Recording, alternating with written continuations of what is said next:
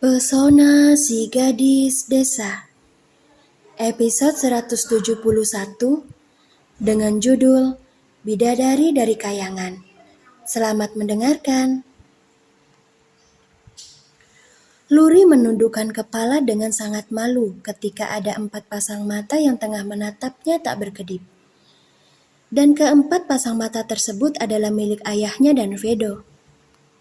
Ya, pria Jepang tersebut tengah menatapnya sambil ternganga, hingga membuat kedua sisi rahangnya hampir terjatuh menyentuh lantai saking lebarnya dia membuka mulut. Sedangkan ayahnya, sudahlah. Ayahnya juga melakukan hal serupa seperti Vedo, yang mana membuat jantung Luri jadi berdebar tidak karu-karuan. Sadar ayah, ayah itu kan sudah punya ibu. Kenapa menatap Kak Luri sampai seperti itu? Ayah tidak mungkin jatuh cinta pada anak sendiri, kan? Perkataan Nania sukses membuat semua orang tergelak kaget kecuali Vedo tentunya. Mereka syok dan tidak mengerti kenapa kata-kata tersebut bisa dikeluarkan oleh gadis nakal ini. Luyan yang menjadi tersangka dari pertanyaan keterlaluan putrinya ini pun hanya bisa menghela nafas sambil menggelengkan kepala. Mau heran, tapi ini adalah Nania. Jadi ya sudah, tidak ada cara untuk menghentikan perkataannya yang hampir membuat jantung semua orang berhenti berdetak. Nania, ayah menatap kakakmu seperti tadi karena kakakmu terlihat sangat cantik seperti bidadari. Memangnya tidak boleh ya kalau seorang ayah mengagumi kecantikan putrinya sendiri? Tanya Luyan dengan sangat sabar. Boleh-boleh saja sih, tapi kan harusnya yang boleh bersikap seperti itu adalah Kak Vedo. Ayah cukup membatin saja, jawab Nania. Ya sudah, lain kali ayah tidak akan melakukannya lagi. Lain kali kapan? Sebentar lagi kan Kak Luri akan... Lucy dengan cepat membungkam mulut Nania yang hampir membocorkan tentang keberangkatan Luri ke luar negeri. Wajah semua orang terlihat begitu tegang, termasuk juga dengan Luri. Dia kini tak lagi menundukkan kepala, melainkan tengah menatap sang kakak sambil menggigit bibir bawahnya. Ya Tuhan, semoga saja Kak Vedo tidak mendengar perkataan Nania barusan. Batin Luri panik. Kini tatapan semua orang beralih ke arah Vedo yang masih terduduk di lantai sembari menatap tak berkedip ke arah Luri. Mereka kemudian menghela nafas perlahan, merasa lega karena ternyata pria ini masih belum tersadar dari keterpesonaannya. Nania, kau ini bagaimana sih? Untung saja Vedo sedang tidak fokus.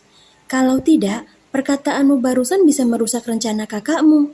Tahu tidak? Tegur Lucy sambil berbisik di samping telinga adik bungsunya.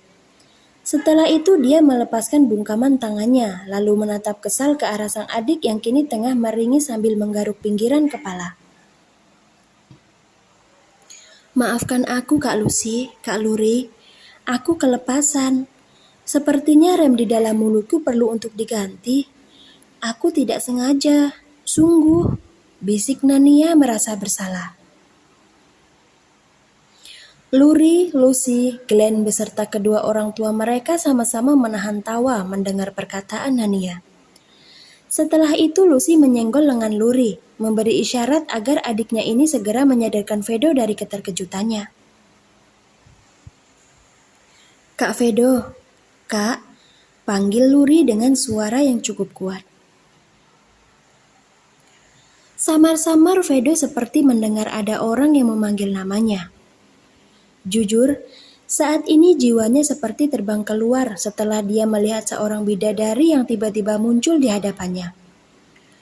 Vedo yang tadinya sedang duduk berjongkok di hadapan ayahnya Luri langsung jatuh terduduk di lantai, begitu dia melihat Lucy yang muncul bersama gadisnya yang begitu cantik. What? Gadisnya? Jangan bilang bidadari yang tadi aku lihat adalah Luri. Alamak, tidak mungkin. Kenapa dia bisa jadi secantik itu? Ini mataku tidak terkena katarak kan? batin Vedo dalam hati. Kak Vedo, hei, sadarlah, ini aku, Luri. Ucap Luri memberanikan diri menepuk lengannya Vedo pelan. Hah? Kaget Vedo.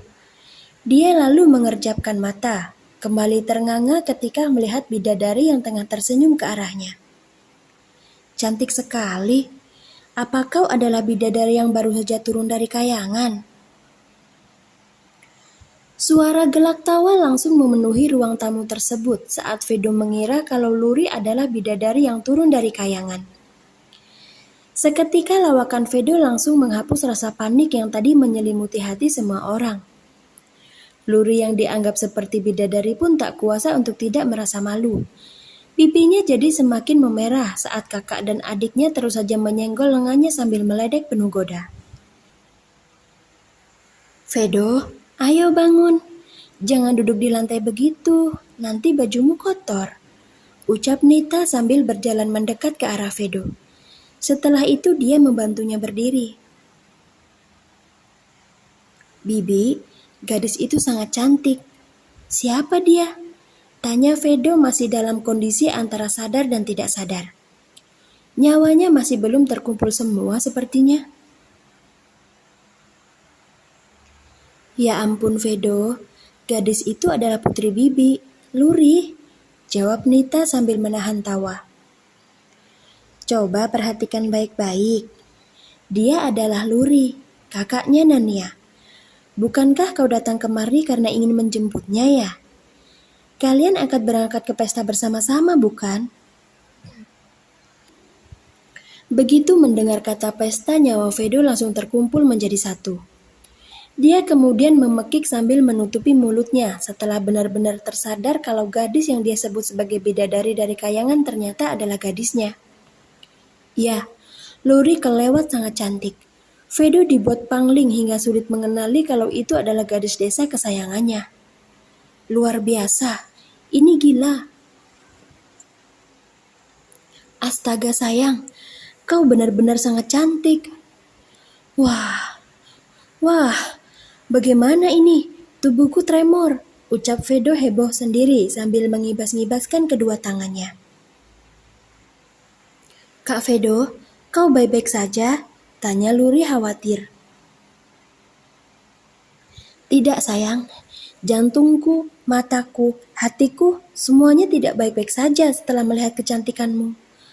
Kau, ya ampun, siapa yang sudah menyulapmu jadi sebegini cantik? Hah? Aku harus sangat berterima kasih padanya. Jawab Vedo kemudian berjalan mendekati Luri.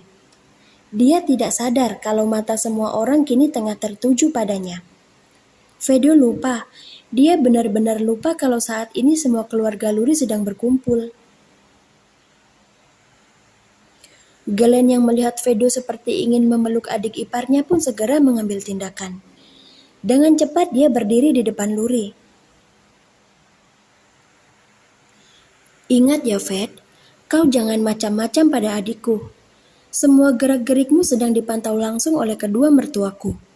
Jadi aku ingatkan kau sebaiknya diam di tempat saja, ucap Glenn. Dan satu lagi, orang yang telah merubah penampilan Luri adalah istriku. Kalau kau ingin mengucapkan terima kasih padanya, maka aku sarankan kau sebaiknya memberi hadiah yang sangat mahal untuk calon anak kami. Dengan begitu kau akan dianggap sebagai calon adik ipar yang baik. Meskipun sadar kalau Glenn sedang memanfaatkannya, Vedo dengan cepat malah menganggukkan kepala, menyetujui apa yang diinginkan olehnya. Namun anehnya persetujuan tersebut malah membuat Glenn mendapat jeweran dari Lucy. Sepertinya ibu hamil tersebut tidak suka kalau Glenn memerasnya. Jangan dengarkan kata-kata Glenn, Vedo. Memang benar akulah yang telah merias Luri, dan itu aku lakukan agar dia terlihat cantik saat datang ke pesta nanti. Ini adalah pertama kalinya Luri mendatangi pesta orang-orang besar. Aku hanya ingin membuatnya lebih terkesan saja. Apalagi gaun yang kau berikan sangat cantik. Akan sangat sayang sekali kalau tidak dipadu-padankan dengan riasan yang seimbang. Ucap Lucy meralat kata-kata suaminya. Apapun alasannya, aku tetap ingin mengucapkan terima kasih padamu, Lucy. Berkatmu nyawaku seperti terbang keluar gara-gara melihat Luri yang begitu cantik.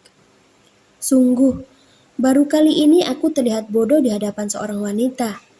Dan sebagai balasan atas apa yang sudah kau lakukan, sepulang nanti aku akan mengirimkan hadiah khusus untuk calon anakmu. Jangan sungkan, aku memberikan hadiah itu karena nantinya anakmu akan menjadi keponakanku juga. Iya kan sayang? Sahut Vedo seraya menatap penuh cinta ke arah Luri. Sekalinya diberi restu langsung berani memanggil kakakku dengan sebutan sayang.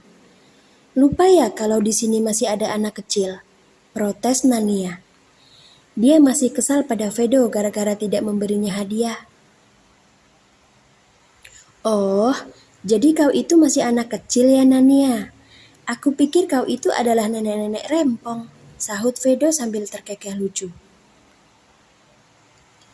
Tak ingin membiarkan putri bungsunya mengacaukan suasana, Luyan segera memerintahkan Luri, Vedo, Glenn, dan juga Lucy untuk segera berangkat ke pesta. Hari sudah mulai malam, mereka bisa terlambat datang jika meladeni Nania yang masih menyimpan jengkel pada Vedo. Ayah, ibu, aku pergi dulu ya, pamit Luri pada kedua orang tuanya. Iya sayang, hati-hati dan nikmatilah pestanya. Ini adalah dunia baru yang akan kau jajaki mulai dari sekarang. Jadi berusahalah untuk membaur dengan yang lain. Ya, sahut Nita. Iya Bu, kalau begitu aku berangkat dulu. Nita dan Luyan sama-sama mengangguk. Mereka melepas kepergian Luri dengan hati yang dipenuhi rasa haru. Termasuk juga dengan Nania. Gadis nakal ini terus memandangi kepergian sang kakak dengan mata bersinar cerah. Dia sangat suka melihat kebahagiaan yang menyelimuti wajah kakaknya itu. Kak Luri, semoga malam ini kau bisa pulang dengan selamat, doa Nania dalam hati.